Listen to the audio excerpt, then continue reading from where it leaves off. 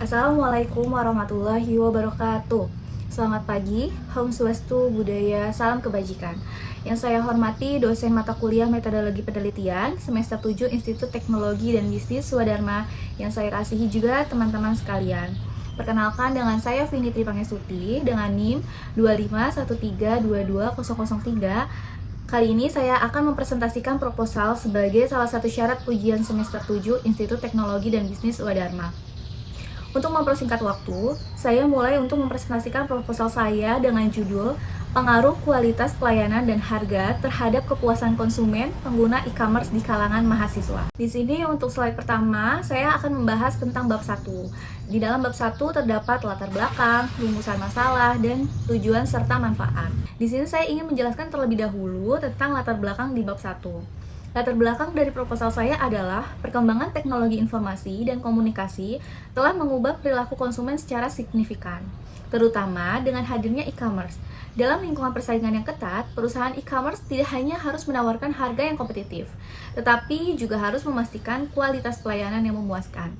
Kualitas pelayanan di sini seperti kecepatan pengiriman, kemudahan navigasi, respons customer service, dan juga keamanan transaksi adalah faktor krusial yang menentukan apakah konsumen akan merasa puas dan kembali berbelanja. Kepuasan konsumen adalah indikator kunci keberhasilan bisnis e-commerce. Konsumen yang puas cenderung menjadi pelanggan setia dan bahkan merekomendasikan platform kepada orang lain. Oleh karena itu, penelitian ini penting untuk mengaji secara empiris seberapa besar pengaruh kualitas pelayanan dan harga serta simultan maupun parsial terhadap kepuasan konsumen pada pengguna e-commerce di segmen mahasiswa. Untuk selanjutnya, saya menjelaskan terkait rumusan masalah pada proposal saya. Yang pertama, apakah kualitas pelayanan secara parsial berpengaruh signifikan terhadap kepuasan konsumen pengguna e-commerce di kalangan mahasiswa? Yang kedua, apakah harga secara parsial berpengaruh signifikan terhadap kepuasan konsumen pengguna e-commerce di kalangan mahasiswa? Dan yang ketiga, apakah kualitas pelayanan dan harga secara simultan bersama-sama berpengaruh signifikan terhadap kepuasan konsumen pengguna e-commerce di kalangan mahasiswa? Untuk slide selanjutnya, di sini ada manfaat dari bab 1. Bagi perusahaan e-commerce, manfaatnya adalah memberikan masukan strategis mengenai kualitas pelayanan dan harga yang paling dominan dalam membentuk kepuasan konsumen di segmen mahasiswa, sehingga dapat dijadikan dasar perbaikan strategi pemasaran. Dan bagi konsumen atau bagi mahasiswa, diharapkan dapat meningkatkan kesadaran kritis mahasiswa dalam memilih platform e-commerce dengan mempertimbangkan aspek kualitas pelayanan dan harga secara rasional. Masuk ke slide selanjutnya, di mana kita akan membahas bab 2 dalam proposal saya. Untuk bab 2 sendiri, di sini ada landasan teori, kerangka pemikiran, dan hipotesis. Untuk landasan teori, apa sih yang dimaksud dengan kualitas? Kualitas adalah sesuatu yang harus dikerjakan bagi penyedia jasa dengan baik. Kualitas suatu produk atau jasa merupakan bagian utama strategi perusahaan dalam rangka meraih keunggulan yang berkesinambungan, baik sebagai pemimpin ataupun sebagai strategi untuk harus terus tumbuh. Dan apa sih yang dimaksud dengan pelayanan? Pelayanan merupakan serangkaian aktivitas yang tidak dapat diraba dan terjadi sebagai akibat adanya interaksi antara pemberi pelayanan dan yang diberi pelayanan. Dapat dilihat bahwa kualitas pelayanan dimulai dari kebutuhan pengguna jasa dan berakhir pada persepsi pengguna jasa. Maka, kualitas pelayanan tergantung pada kemampuan penyedia jasa atau yang memberi pelayanan dalam memenuhi harapan pengguna jasa secara konsisten. Di dalam pelayanan, itu terdapat indikator kualitas pelayanan.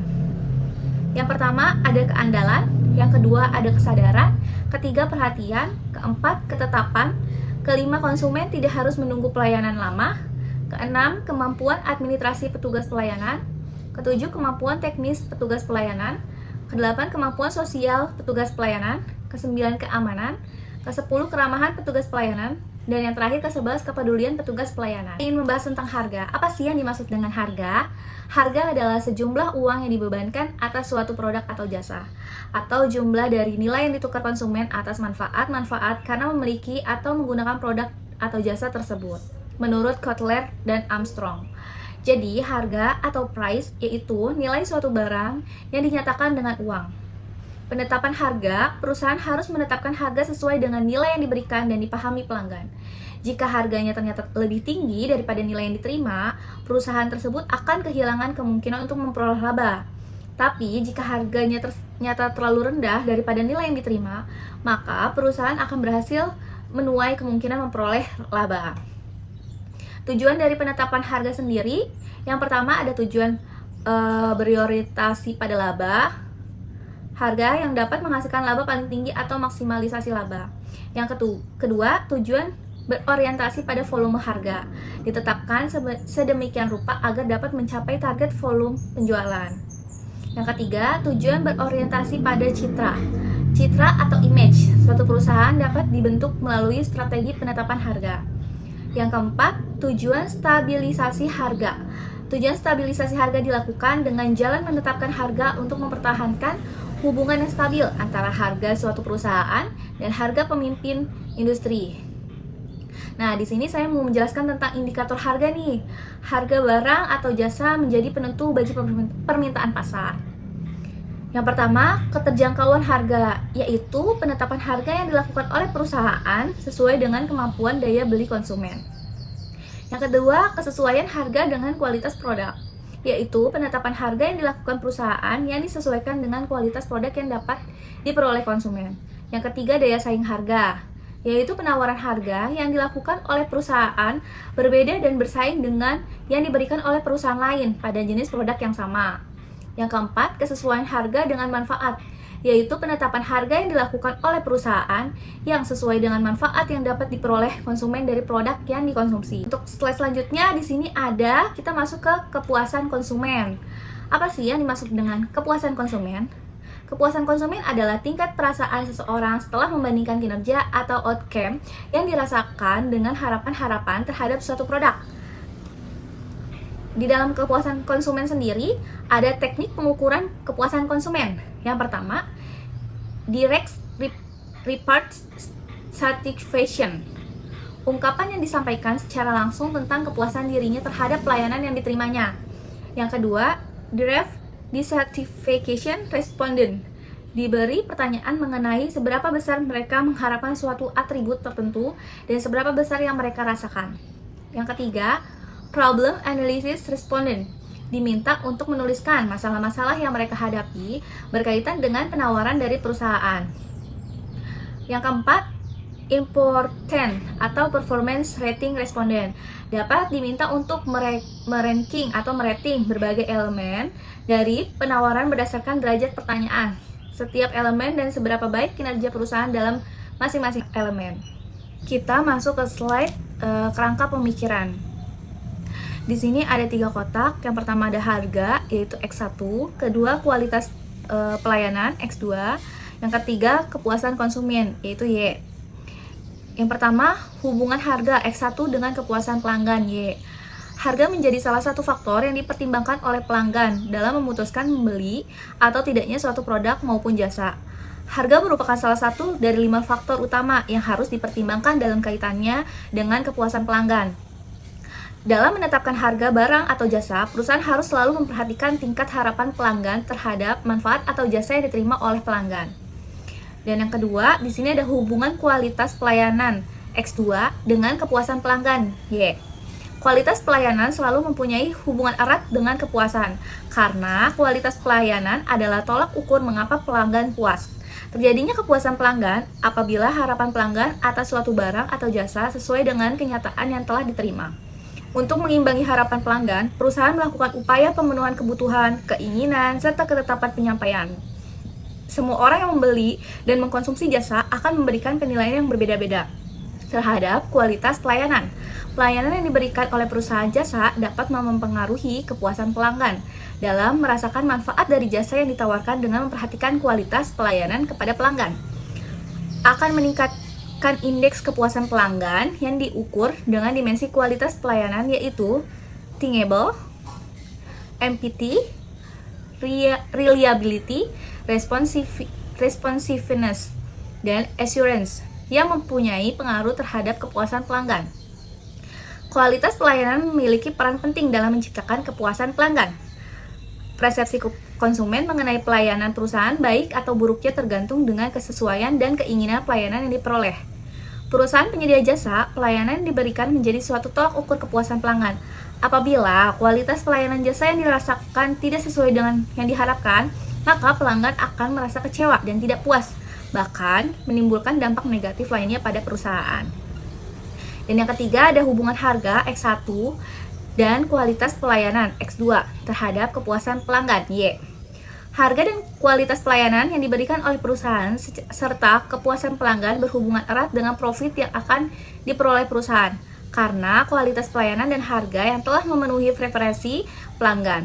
Harga dan kualitas pelayanan sama-sama mempunyai peranan yang penting dalam mempengaruhi kepuasan pelanggan. Faktor-faktor yang mempengaruhi kepuasan pelanggan adalah kualitas produk, kualitas pelayanan, emosional, harga, dan biaya. Kita masuk di slide hipotesis.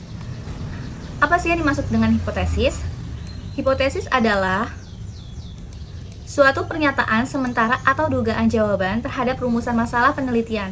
Oleh karena itu, rumusan masalah penelitian biasanya disusun dalam bentuk kalimat pertanyaan. H1. Diduga harga berpengaruh terhadap kepuasan konsumen. H2, diduga kualitas pelayanan berpengaruh terhadap kepuasan konsumen. Dan H3, diduga harga dan kualitas pelayanan secara bersama-sama berpengaruh terhadap kepuasan konsumen. Kita masuk di slide selanjutnya yaitu slide bab 3, di mana di dalam bab 3 itu ada jenis, subjek, dan objek penelitian, populasi dan sampel. Yang ketiga, sumber data dan teknik pengumpulan data.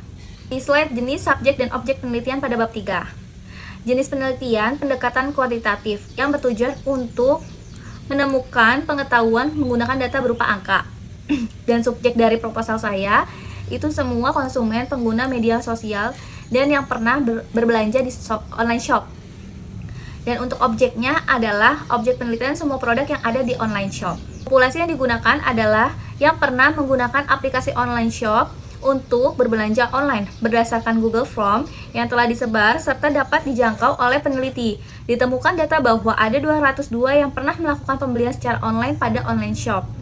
Untuk sampel adalah sebagian dari populasi yang diambil untuk diteliti dan hasil penelitiannya digunakan sebagai representasi dari populasi secara keseluruhan. Pengambilan sampel dengan pertimbangan bahwa populasi yang sangat besar jumlahnya sehingga tidak memungkinkan untuk melihat seluruh populasi.